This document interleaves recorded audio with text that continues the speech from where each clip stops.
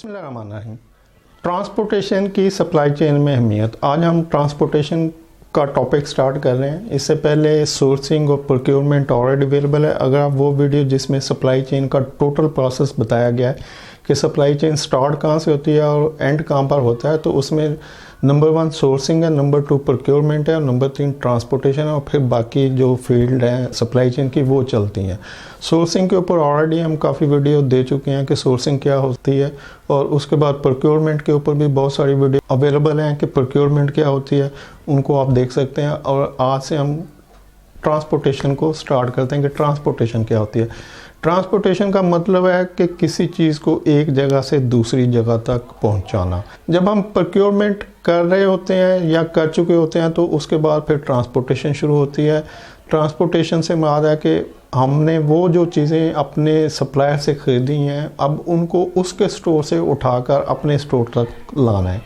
तो इसके 2 तरीके हैं। नंबर 1 तो आप अपने सप्लायर से कह सकते हैं कि भाई इन चीज़ों को आप ख़ुद ही हमारे स्टोर तक पहुंचा दें और जो आपका फ्रेट होगा वो आप प्राइस के अंदर शामिल कर लें। और दूसरा तरीका ये है कि आप खुद सोर्स करें, मार्केट देखें कि कौन बंदा आपको इतने सामान के लिए जिस जगह से उठा के लाना है वहाँ से कितने पैसे चार्ज कर रहा है। तो इसको आप कम से कम कर सकते हैं कि आप नेगोशिएट कर सकते हैं। अगर कोई 10,000 मांगा तो आप उससे कहें 8 ले लो, 8.5 ले लो। तो ये अब आपके एंड पे है कि आपने सप्लायर की मनमानी कीमत देनी है या खुद नेगोशिएट करके लोएस्ट प्राइस के ऊपर उस सामान को उठा के दूसरी जगह तक पहुंचाना है। अगर हम ट्रांसपोर्टेशन की डेफिनेशन देखें तो उसमें लिखा है कि किसी भी चीज़ को जिसमें इंसान हो सकते हैं, जानवर हो सकते हैं, कोई कमोडिटी हो सकती है, उसको पॉइंट ए से पॉइंट बी यानी किसी भी एक जगह से दूसरी जगह तक मूव करना यानी ले के पहुँचाना जो है एक जगह से दूसरी जगह, उसको ट्रांसपोर्टेशन कहते हैं। ट्रांसपोर्ट और ट्रांसपोर्टेशन एक ही लफ्ज़ है, दोनों का एक ही मतलब लिया जाता है। ट्रांसपोर्टेशन का आगाज़ वैसे तो जब इंसान इस ज़मीन पे आया था तो उसी वक्त से स्टार्ट हो गया था कि वो कुछ भी उठाता था और दूसरी जगह तक ले जाता था, लेकिन उसकी क्वांटिटी उतनी होती थी जितना वज़न वो उठा सकता था। जैसे कि वो जंगल से लकड़ियाँ काट के लाता था और अपने घर तक ले जाता था, कुछ खाने पीने का सामान उठाता था घर तक लाता था, जब बेचने के लिए ले जाता था। तो इस तरह से वज़न उठाना और उसको मूव करना एक आसान काम था, लेकिन वो उतना ही होता था जितना कि वो उठा सकता है। लेकिन जब व्हील इन्वेंट हुआ, जब पहिए की ईजाद हुई, और ये ईजाद कोई 4500 BCE में हुई, यानी BCE से मुराद है बिफोर क्रिस्ट एरा, यानी ईसा अलैहिस्सलाम की पैदाइश से 4500 साल पहले। 4500 साल कोई 45 सदियाँ बनती हैं, और 20 सदियाँ जो करंट कैलेंडर चल रहा है ईसा अलैहिस्सलाम की पैदाइश से बाद का, 20 सदियाँ उसमें गुजर चुकी हैं और 45 सदियाँ ईसा अलैहिस्सलाम की पैदाइश से पहले की हैं। और उस वक्त में ये पहिया ईजाद हुआ, तो इसका मतलब कि कोई 65 सदियाँ गुजर चुकी हैं पहिए को ईजाद हुए। तो जैसे पहिया ईजाद हुआ तो ट्रांसपोर्टेशन का जो कंसेप्ट है वो चेंज हुआ, क्योंकि अब वज़न उठाने की ताकत बढ़ गई थी कि आप जितनी फोर्स लगा सकते हैं उतनी ही वज़न को ज़्यादा बढ़ा सकते हैं। फॉर एग्ज़ाम्पल, अगर 2 पहियों के दरमियान या 4 पहियों के दरमियान आप कोई चीज़ रख के, कोई फट्टा या कोई बोर्ड रख के उसके ऊपर कुछ वज़न रख देते हैं और उसको एक बंदा मूव करता है, तो वो 1 मील तक अगर 1 घंटे में जाता है, तो जब आप 2 बंदों की फोर्स लगाएंगे तो वो टाइम कम हो जाएगा। 4 बंदों की फोर्स लगाएंगे तो वो टाइम और कम हो जाएगा। और वज़न भी आप बढ़ा सकते हैं कि जितना वज़न बढ़ाते जाएंगे उतनी आप फोर्स बढ़ाते जाएं तो वो मूवमेंट आसान हो जाएगी। और इंजन का भी यही कंसेप्ट है कि जितनी ताकत का इंजन होता है उतनी फोर्स से वो उसको मूव करता है चीज़ को, गाड़ी हो, जहाज़ हो, एरोप्लेन हो, शिप हो।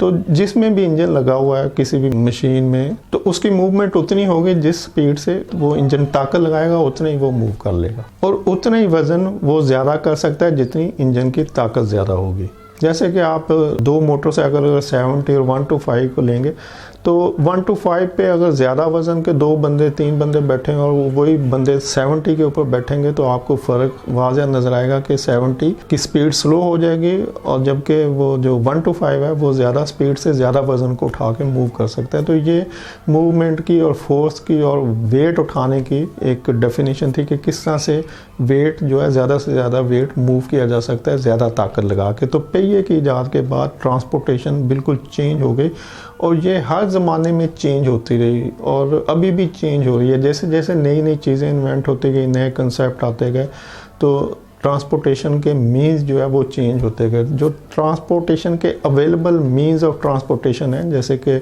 उनमें कुछ टाइम 5 रहे, फिर 6 रहे, फिर 7 रहे, उनमें रेल है, रोड है, बाई एयर है, बाई सी है, केबल है, पाइप है और फिर स्पेस है। जैसे स्पेस पहले नहीं था, पहले पाइप भी नहीं था, वायर भी नहीं थी, तो ये तीनों चीज़ें जो बिल्कुल लेटेस्ट जो एज है इसकी ऐड की हुई हैं। सबसे पहले बाई रोड का ट्रांसपोर्टेशन थी कि आपने बाई रोड किसी भी चीज़ को मूव कर सकते हैं। उसके बाद रेल का टाइम आया कि रेल की ईजाद हुई, इंजन की ईजाद हुई और रेलवे, जिस जगह रेलवे लाइन अवेलेबल है तो आप रेलवे के ज़रिए ट्रांसपोर्ट कर सकते हैं। तो ये 2 ज़रिए जो है रेल और रोड, ये ज़मीन के ऊपर अवेलेबल हैं। तीसरा जो है बाई सी, आप पानी के अंदर ट्रांसपोर्टेशन कर सकते हैं बाई सी शिप के ज़रिए, और चौथा बाई एयर आप ट्रांसपोर्टेशन कर सकते हैं। ये भी 2 बाद में ऐड हुए। और उसके बाद फिर पाइप की ट्रांसपोर्टेशन ईजाद हुई, जैसे कि पाइप के थ्रू पानी जाता है, गैस जाती है, ऑयल जाता है, तो ये पाइप की ट्रांसपोर्टेशन है। फिर वायर आ गई कि जैसे इंटरनेट आया तो जो डाटा ट्रांसफ़र हो रहा है पूरी दुनिया में इंटरनेट का, वो वायर के थ्रू हो रहा है, ये भी ट्रांसपोर्टेशन का एक ज़रिया है। और फिर स्पेस की ट्रांसपोर्टेशन है कि जितनी भी स्पेस में ट्रांसपोर्टेशन आना जाना होता है वो एक ट्रांसपोर्टेशन का ज़रिया है। जैसे कि जितने भी मसनूई सियारे ज़मीन के गर्द घूम रहे हैं, उनकी मेंटेनेंस होती है, उनमें कुछ